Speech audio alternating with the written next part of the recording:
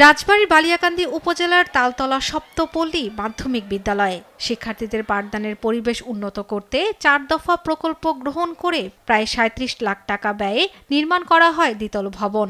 কিন্তু নির্মাণ কাজ শেষ হলেও ভবনে রাখা হয়নি কোনো সিঁড়ি।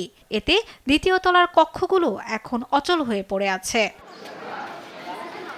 বিশ্ববিদ্যালয়ের শিক্ষার্থীদের সংখ্যা বাড়লেও শ্রেণীকক্ষ সংকট কাটেনি। তাই বাধ্য হয়ে একটি কক্ষের মধ্যে বাঁশের বেড়া দিয়ে ভাগ করে একই সঙ্গে একাধিক শ্রেণীর ক্লাস নেওয়া হচ্ছে।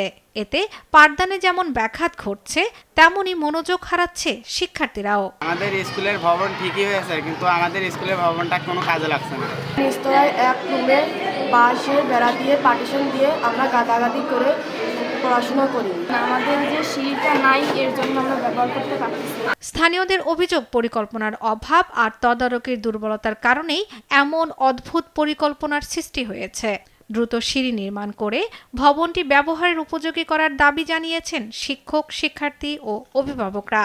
নিচের তলায় আমি এক রুমের মধ্যে পার্টিশন দিয়ে ছেলেমেয়েরা গাদাগাদি করে সে বসে, যে কারণে আমার শ্রেণীকক্ষের পরিবেশ এবং লেখাপড়া বিঘ্নিত হচ্ছে।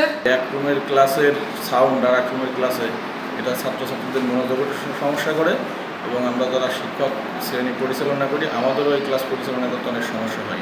বিষয়টি সংশ্লিষ্ট অধিদপ্তরে জানানো হয়েছে।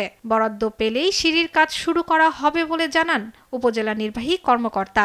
ইতিমধ্যে মন্ত্রণালয় সংশ্লিষ্ট দপ্তর যোগাযোগ করেছি যেন সিঁড়িটা করে দেওয়ার জন্য তারা বরাদ্দ দেয়।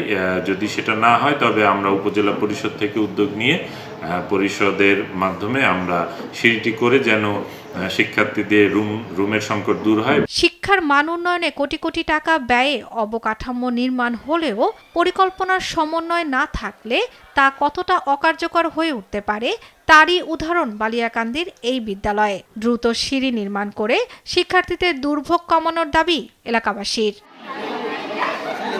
শর্মিলা কেয়া, নিউজ ডেস্ক, দেশ টিভি।